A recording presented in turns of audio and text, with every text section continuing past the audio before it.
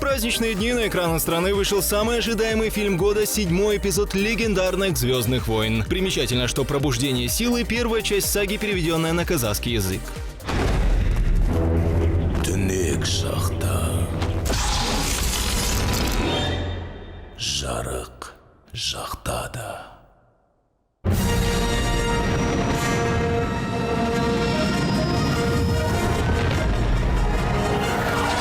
По словам участников дубляжа, с персонажами на этот раз пришлось изрядно помучиться.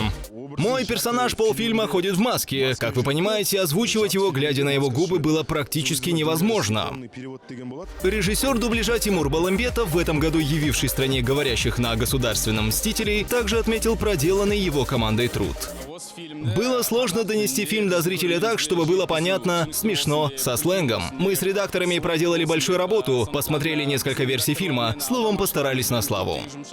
Убедиться в этом вы можете сами. «Звездные войны» эпизод 7 уже в расписании всех кинотеатров страны.